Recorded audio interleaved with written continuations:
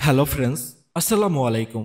Basic থেকে advance level পর্যন্ত যত ট্রেডার্স আছে প্রত্যেকেই আমরা ফিবোনাচ্চি টুল সম্পর্কে জানি।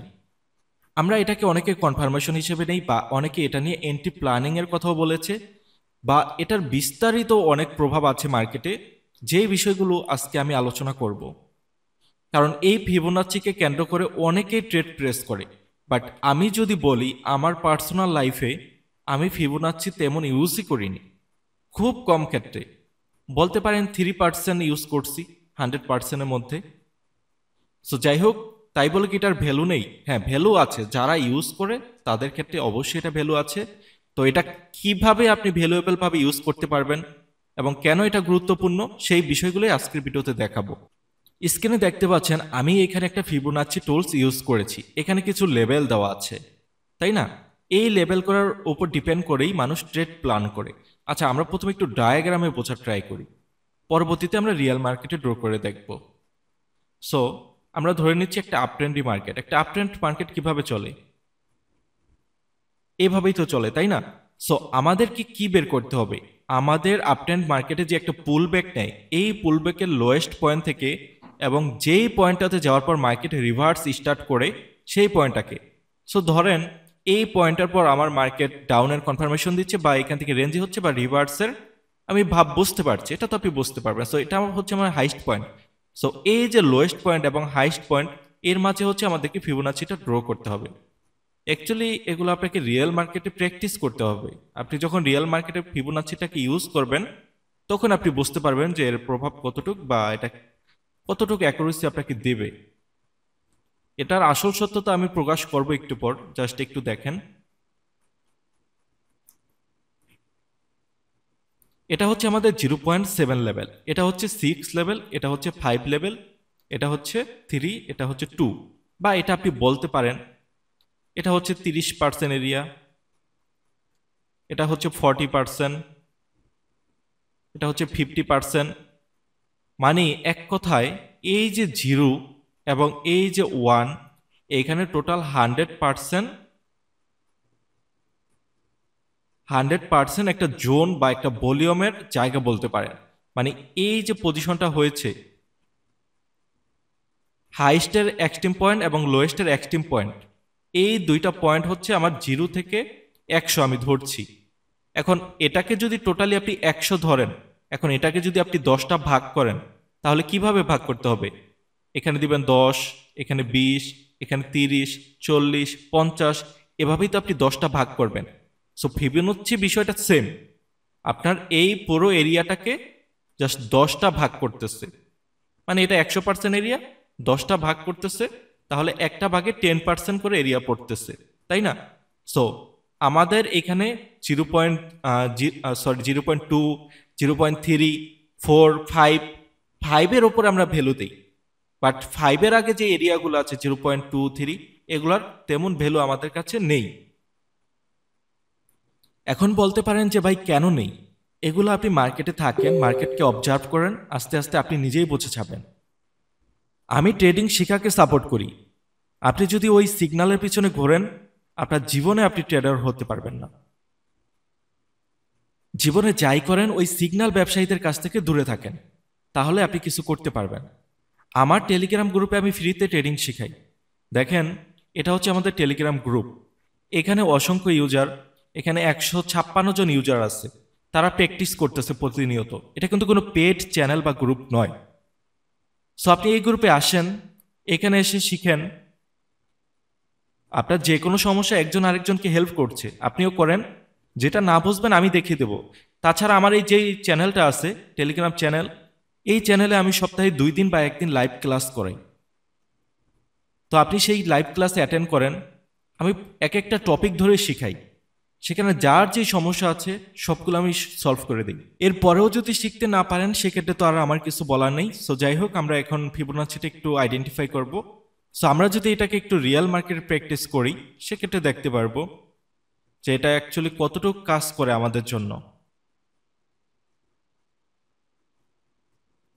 আচ্ছা দেখেন, এই জায়গায় যদি আমি ফিবোনাচিটাকে ড্র করি, এটা হচ্ছে আমার ট্রেন্ড কি আগে দেখেন। সরি, প্রথমত আপনি ট্রেন্ড দেখেন, কারণ ট্রেন্ডের বিপরীতে ট্রেড নিতে পারবেন না। এটা হচ্ছে আপনার আপ ট্রেন্ড। ওকে, সো এইখান থেকে আপনার কি হয়েছে, মার্কেট রিভার্স করছে এবং এইখানে চোক হয়েছে দেখতে পাচ্ছেন। পরবর্তীতে এখন ডাউন ট্রেন্ডে শিফট হবে, আমি আশাবাদী। ওকে, দেখেন এখান থেকে কিন্তু প্রথমত আপ ট্রেন্ড ছিল, পরবর্তীতে এখানে মার্কেট চোক করার পর এখান থেকে ডাউন ট্রেন্ডে শিফট হচ্ছে। সো ডাউন ট্রেন্ডে শিফট হওয়ার জন্য আপনি ডাউনেই এন্ট্রি করতে হবে। দেখেন, জাস্ট ফিবোনাচির কনসেপ্টটা বোঝেন।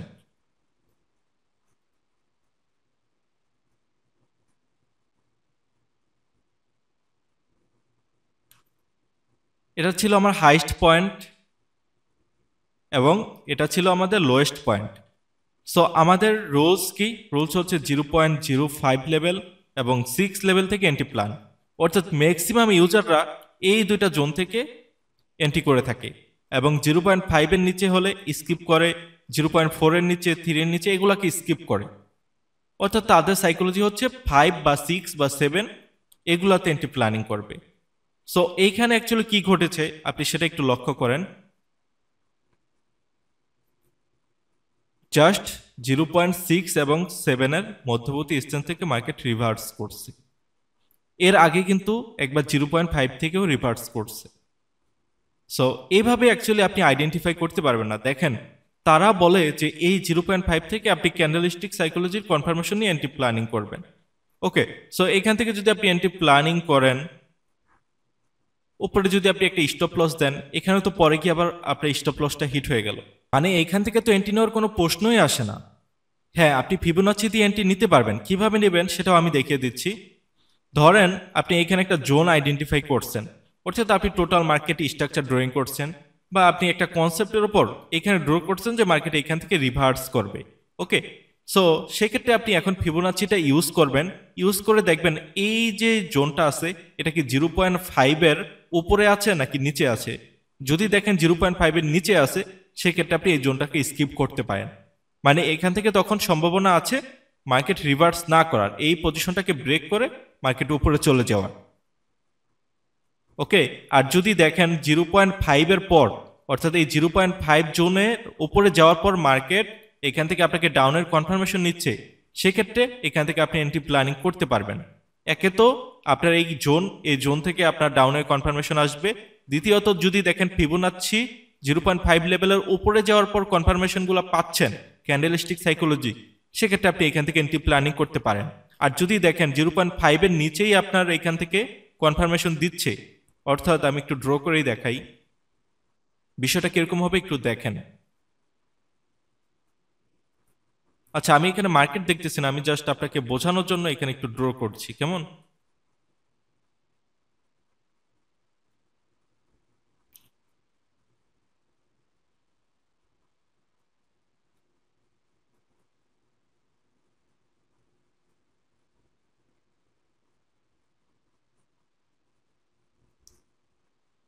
আচ্ছা, ধরেন এটা হচ্ছে আমাদের 0.04 জোন।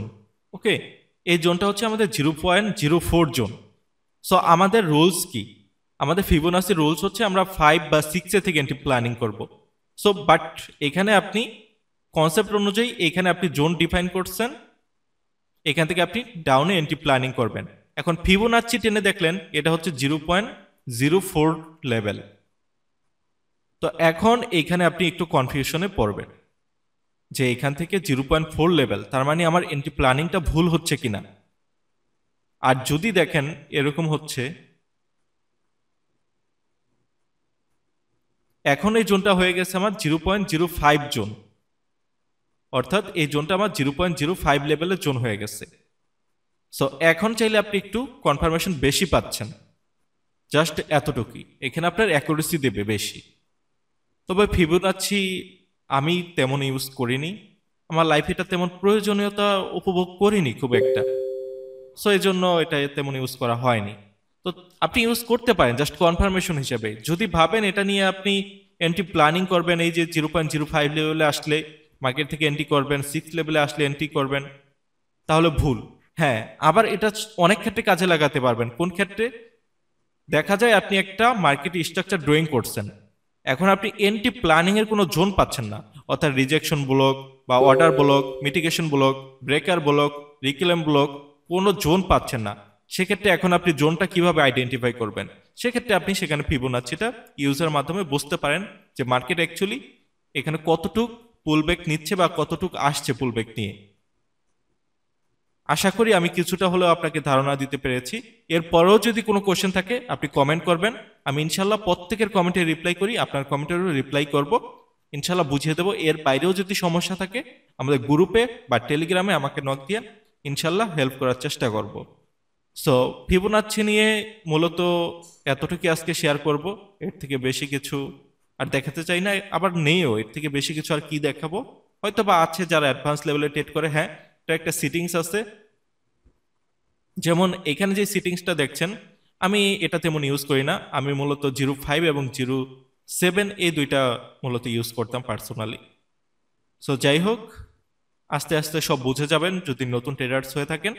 জাস্ট মার্কেটে আপনি শিখার পিছনে সময় দেন, এই টোলস মোলস নিয়ে এগুলো আপনি পড়ে থেকে লাভ নেই, জাস্ট আপনি নলেজ নেন, আপনি বুঝতে পারবেন এমনিতেই মার্কেট কতটুকু পয়েন্ট থেকে রিভার্স করবে।